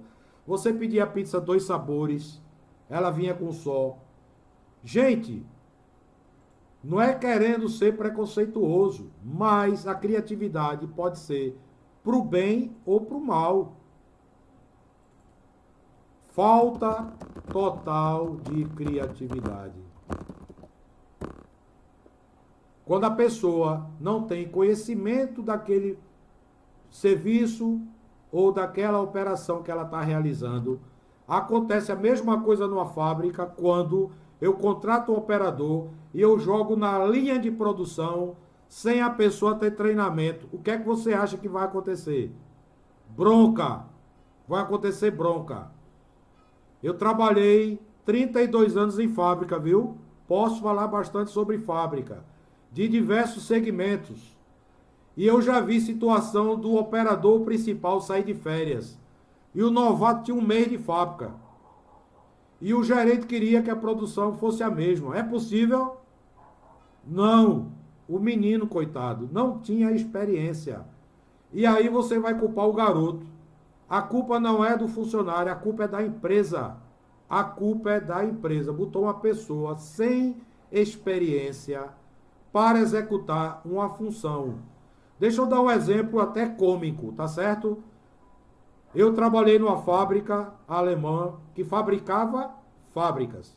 Ela fabricava empresas, ou seja, a gente fornecia equipamentos para a indústria alimentícia, como por exemplo a Vitarella, como por exemplo a indústria de bebidas, indústria de cerveja, indústria de suco. Tudo isso a fábrica que eu trabalhei, chamada ThyssenKrupp, fabricava. E a gente forneceu uma fábrica para uma cidade do interior do Ceará, chamada Sobral. E eu falei muito com o dono dessa fábrica, para ele contratar uma mão de obra que tivesse pelo menos condições de aprender o processo. As máquinas tudo controladas por PLC e os painéis da máquina eram touchscreen. Sabe o que é touchscreen? Sensível ao toque. A operação era feita na tela da máquina. Muitos de vocês aí trabalham, ou já trabalharam, ou já viram fábricas assim. A Jeep aqui é uma delas. E os seus fornecedores. Resumo da história. A gente forneceu essa fábrica, eu passei um tempo lá, treinei as pessoas, só que colocaram, sem preconceito nenhum, que eu dou consultoria à usina de cana, tá? mas contrataram cortador de cana para operar máquinas de última geração da Alemanha. Imagina a bronca que deu. Um belo dia eu sou chamado, eu era gerente norte-nordeste da filial da Krupp. Ficava lá em Boa Viagem a filial. Eu atendia a região norte-nordeste, em todas as pontas.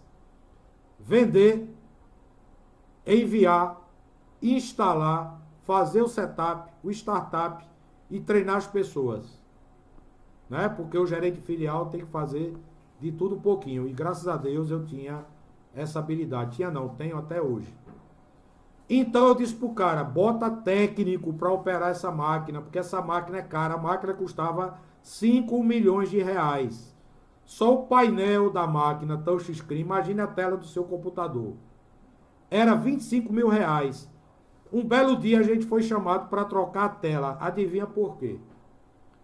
O operador via os botões de comando na tela e deu um problema na máquina. Ele pegou a chave de fenda e meteu na tela da máquina, touchscreen, furou a tela. O cara pegou uma chave de fenda, gente. Aconteceu isso da Jeep no começo, o Arthur Vinícius. Só quem já trabalhou em fábrica muitos anos e viu isso, pode testemunhar a meu favor, que acontece no desespero, no stop, que tinha lá um botão vermelho na tela, vermelho, desse tamanho. Stop em inglês quer dizer parar. Ele teve uma necessidade na máquina de parar e ele ficou com medo de botar o botão e não parar. Ele pegou a chave de fenda e furou.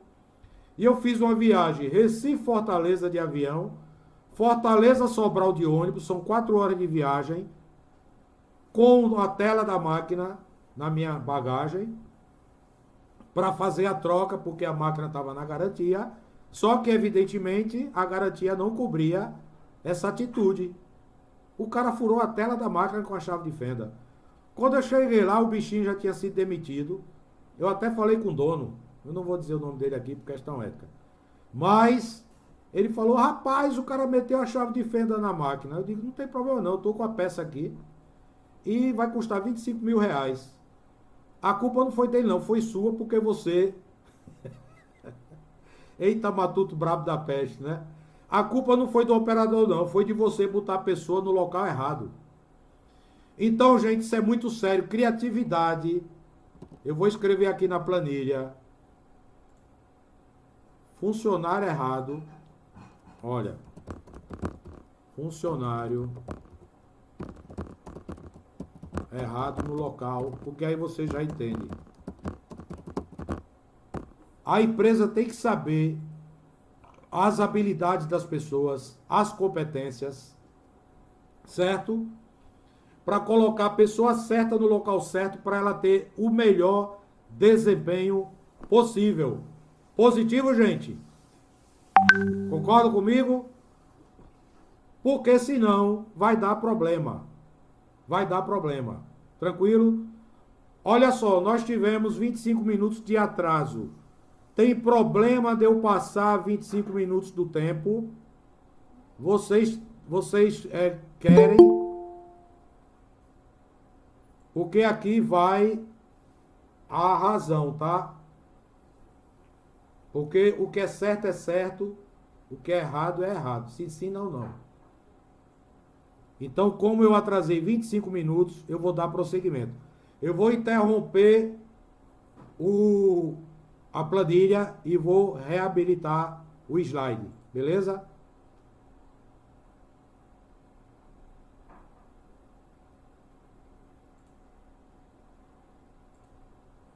Só um segundinho. Reabilitar a minha apresentação. Tá aparecendo a casinha aí do sistema Toyota de produção? Tá sim, professor. Graças a Deus. Eu tô traumatizado com falha, viu?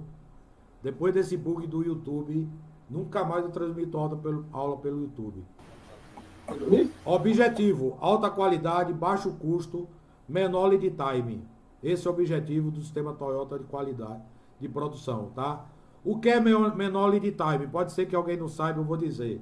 É o tempo decorrido entre a entrada do pedido para produzir algum bem ou prestar algum serviço e a saída ou a entrega daquele produto ou daquele serviço. Todo esse tempo decorrido é lead time. Então, o sistema Toyota de produção, ele visa a redução desse lead time. Ele é alicerçado em duas colunas, Just Time e Jidoka. Just Time, eu já falei, é entregar o produto certo, no local certo, no tempo certo, da quantidade certa. E Jidoka é a capacidade que a empresa dá ao funcionário de parar o equipamento caso ele detecte alguma anomalia. Porque está provado que você produzir um produto com defeito, o custo é muito maior do que você parar o equipamento e resolver o problema. Beleza? O nome disso é Jidoka. E tem vários dispositivos, tem várias ferramentas dentro do Jidoka para evitar esse problema. Uma delas se chama Pokayoke ou Pokayoke. São dispositivos à prova de falhas, que a gente ainda vai ter aqui um exemplo mais para frente, na aula 3. Aí você tem aqui algumas ferramentas que dão suporte, como o 5S, o TPM, Reijunka, Trabalho Padronizado e Kaizen. Essa casinha aqui representa as colunas, os pilares dorsais, o teto e a base do sistema Toyota de produção. Vamos agora falar dos níveis do Lean Six Sigma. Dentro desses 20 minutos que me foi dado, dá tempo de falar 6 slides, professor. Apresentar agora, e até porque caiu. Obrigado por ter avisado.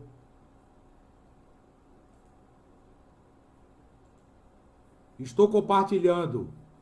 Tá vendo aí, gente? Sim, professor. Graças a Deus. Olha lá os níveis 6 Sigma, tá? Se lembre que o curso é Lean 6 Sigma. É a junção de duas filosofias. Eu não chamo ferramenta. Isso vai além de ferramenta. Isso é uma filosofia. Por quê? Porque precisa de mudança de comportamento. Se fosse uma ferramenta, bastava ensinar no papel, entregar e você replicar. E dava certo. Mas filosofia é algo mais abrangente.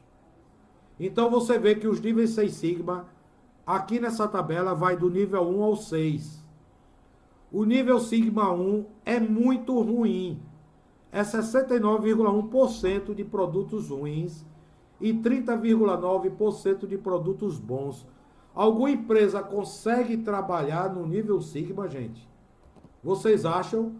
Qualquer empresa no nível 1 Sigma, ela fecharia, porque ela ia produzir mais produtos ruins do que produtos bons. Ok? No nível 2 Sigma, há uma inversão aqui, tá? Já dizendo que essa linha não é linear. Essa figura não é uma equação do primeiro grau, porque o nível Sigma não é linear. Ou seja, y igual a x mais b. Isso é a equação do primeiro grau. Ela não funciona assim. É diferente, ela é exponencial. A gente vai explicar como é que funciona e como é que calcula mais para frente. Nível 2 Sigma, 69,1% bom e 30,9% ruim. De cada 1 milhão de peças produzidas, que é DPMO, é a sigla de defeitos por milhão de oportunidades. Em cada 1 milhão de peças produzidas, 308.538 sairiam com defeitos. Isso é um número muito ruim. A empresa certamente não conseguiria sobreviver produzindo um nível tão elevado de perdas de produtos com problema. Ok, gente? Agora vamos ver o nível 3 Sigma. Veja que dá um aumento considerável de eficiência, de 69,1% de produtos bons, vai para 93,3% de produtos bons e apenas 6,7% de produtos ruins. Agora vem uma pergunta para vocês. Vocês acham que a empresa que vocês trabalham, né, no caso das pessoas que trabalham, está no nível 3 Sigma? Vocês acham?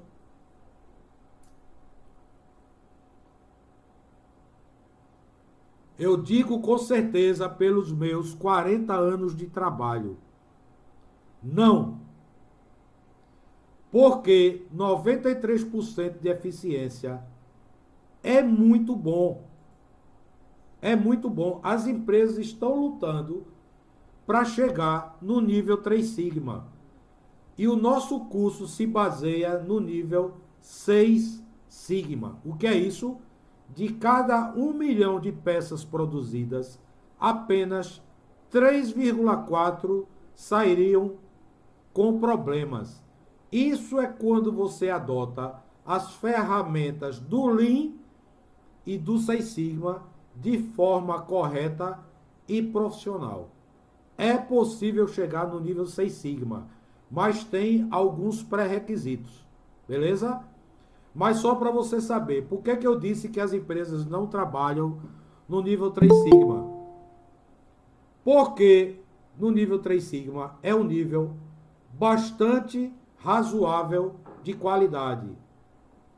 Daniel não pode dar a opinião agora, mas no futuro muito breve, meu amigo, você com seus certificados, com orientação adequada, você vai estar recolocado, beleza? No final aqui eu tenho uma surpresa, uma novidade para vocês.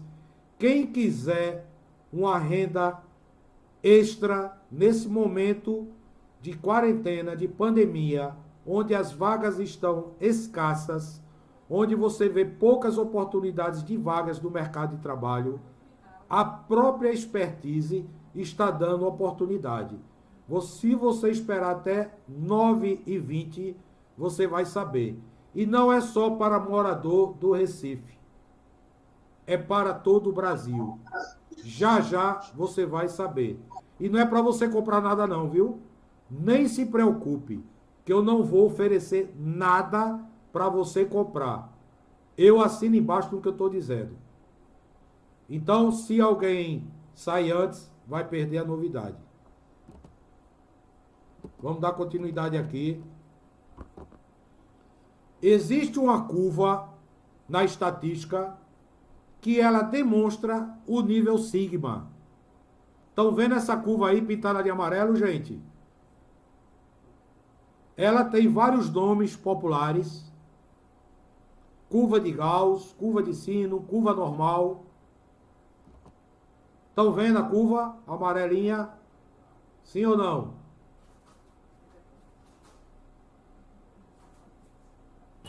Está sim, professor. Vamos vendo sim. Perfeito. Essa curva, ela tem uma linha no centro dela, Process Average. O que é isso? A média do processo. E aí ela tem 6 sigmas para a direita, que é o limite superior, upper limit, e 6 sigma à esquerda, lower limit. Significa o quê? Que todos os produtos que eu estou produzindo estão dentro desses limites. Beleza? Cabe 6 sigmas à direita e 6 sigmas à esquerda. Isso é nível 6 sigma. Nem se preocupe que você vai entender com perfeição o que significa isso. Eu só estou trazendo a primeira informação. Tudo que couber dentro desta linha, desta curva, o produto vai ser bom. Se eu estiver produzindo garrafa de refrigerante ou garrafa de água de 500 ml, significa que a maior parte dos meus produtos vão estar dentro de 500 ml. A média do meu processo é o ideal, aquilo que o meu cliente deseja, necessita e comprou.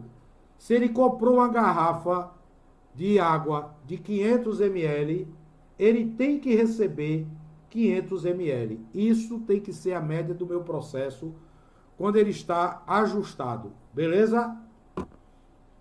Olha só como 99% a gente pensa que é bom em todas as ocasiões, mas nem sempre é. Dependendo do meu referencial, você vai ver que 99%, que seria 3,8 sigma, ainda não seria bom o suficiente.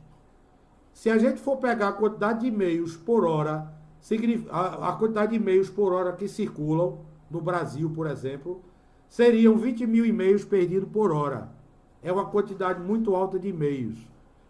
Seriam 15 minutos de água potável com problema por dia. Água inadequada para consumo. Seriam 5 mil operações cirúrgicas incorretas por semana. Olha quanta cirurgia errada. E você vê que tem serviços que não operam dentro do nível de 3,8 sigma. Não precisa nem dizer que a maioria das empresas não chegaram nesse patamar de 99% de eficiência. Em relação a voos, seriam 2 voos abortados por semana. Você sabe que qualquer acidente ou quase acidente aéreo é relatado no mundo todo para que aquele problema não volte a acontecer, para preservar a vida humana. Beleza? Perfeito? Continuando, 200 mil remédios prescritos erradamente a cada ano. É remédio pra caramba, é ou não é, gente? Agora veja a diferença do nível 6 sigma. Como há uma melhoria absurda do nível 3,8 sigma para 6. Seriam apenas 7 e-mails perdidos, 1 minuto de água potável e segura a cada 7 meses, veja como melhora, 1,7 operações cirúrgicas incorretas por semana, um voo abortado a cada ano nos maiores aeroportos do mundo, ou 68 remédios prescritos erradamente a cada ano. A razão de eu mostrar essa tabela é você ter um comparativo, ter uma percepção de como o nível 6 sigma é um nível muito bom de qualidade e de eficiência e de produtividade. Ok? Sim ou não? Sim. Deixa eu perguntar.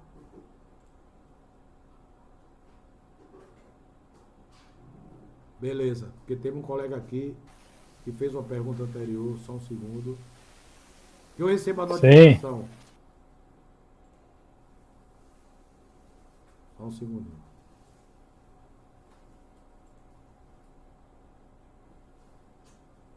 Professor, o senhor poderia citar alguma empresa que chega aos 5 sigma?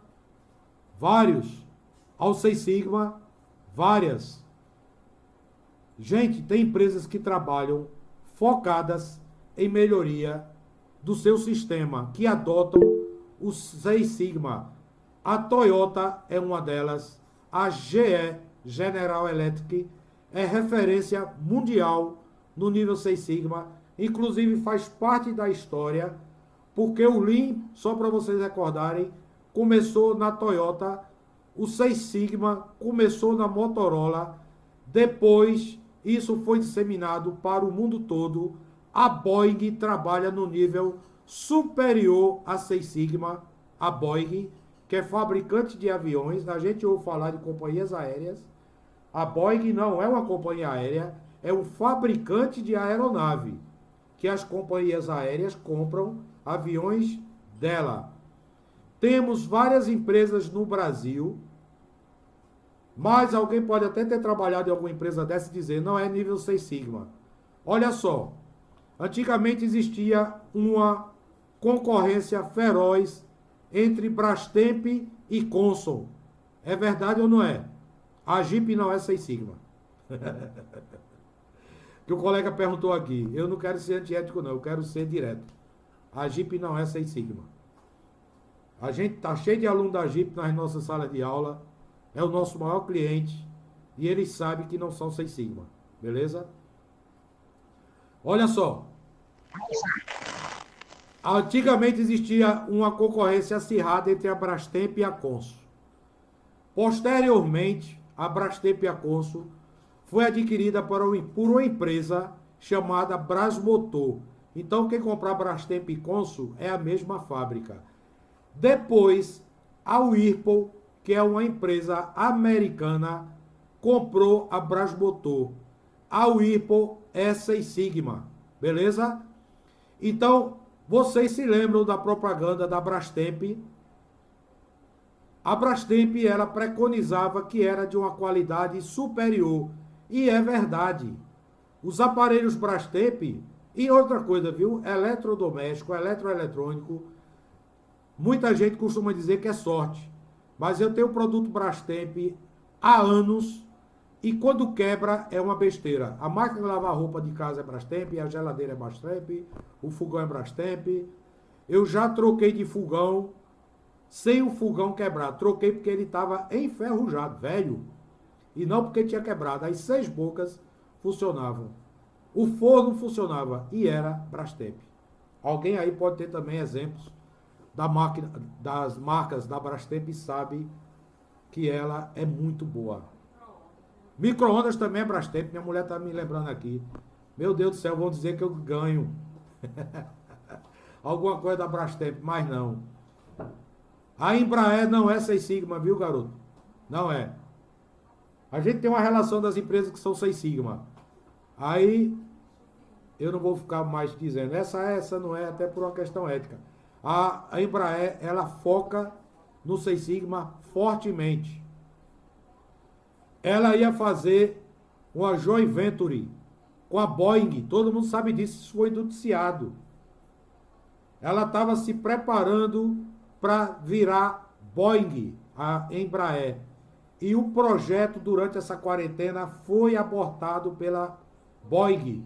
Todo mundo ouviu falar disso na televisão, né? Isso saiu em várias cadeias de notícias. Beleza? Voltando a falar do slide. Benefício da adoção do Lean Six Sigma. Veja se não é bastante positivo os benefícios do Lean Six Sigma. Aumento do capital da empresa, aumento da satisfação do cliente, crescimento do negócio, melhoria da qualidade, vantagem competitiva, ou seja, sua empresa terá mais vantagem competitiva e alicerçado em tudo isso, empregados satisfeitos. Me respondam com sinceridade. Quem não quer um sistema desse aplicado, adotado na sua empresa, no seu negócio, na empresa que você trabalha? Qualquer pessoa com mínimo bom senso deseja, quer, precisa. Beleza? Porque vivemos um período de alta competitividade no mercado globalizado, onde a nossa concorrência deixou de ser uma concorrência local. Antes a gente concorria, gente, a nível de cidade, antes da globalização. Meu negócio concorria na cidade, ou muito no estado. Depois passou a concorrer a nível Brasil. Agora o nosso negócio, a nossa empresa, a empresa que trabalhamos, concorre a nível mundial. O nome disso é globalização. E estamos vivendo numa época pós-modernidade, que se chama indústria 4.0. Como meu amigo falou aí, nós estamos agora disputando com inteligência artificial, o patamar é outro. O meu desejo, tá? E eu tenho experiência nisso, é levar você a esse patamar da indústria 4.0.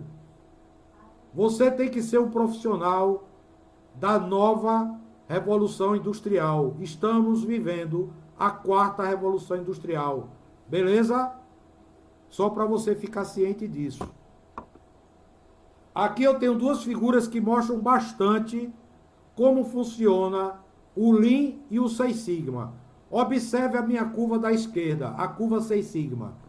Essa curva azul significa a curva normal, aquela curva aberta que você viu, pintada de amarelo, de um processo com alta variabilidade. O que é variabilidade do meu processo? É eu não entregar o mesmo produto ou o mesmo serviço com a mesma qualidade sempre. Ou seja, a variação do meu processo. Meu processo varia. E meu processo varia por quê? Por questões de máquinas, equipamentos, matérias-primas, ambiente, pessoas, sistemas, processos, beleza? Tudo isso tem influência no meu processo. Qual é o objetivo do Six Sigma? Achatar essa curva. Quanto mais estreita essa curva, menor a variabilidade do meu processo, mais alto o meu nível Sigma. Beleza? Quem quiser fazer pergunta, pode fazer, viu? E a curva da direita quer dizer Lean Manufacturing, manufatura enxuta, ou seja, TPS, Sistema Toyota de Produção. O que é isso? Você vê a curva azul acontecendo longe do ponto zero. O ponto zero é o encontro dos eixos das abscissas e das ordenadas, beleza? É o tempo zero, ou seja, quando a linha parte. Quando eu não tenho o sistema Toyota de produção adotado, essa curva está lá na frente. Concorda que eu perdi tempo na partida, gente? Como é o nome dessa perda de tempo? O nome dessa perda de tempo significa setup. Quando eu adoto o Lean, eu trago essa curva para próximo do zero. Por isso que tem aqui, antes, ela azul, ou seja, antes do Lean ser adotado, e depois que o Lean é adotado, essa curva verde, ela está próxima do zero, ou seja, eu diminuí o meu tempo de setup, eu diminuí o tempo de partida da linha. O meu processo está mais eficiente, eu reduzi os desperdícios, eu aumentei a velocidade da linha. Beleza, galera?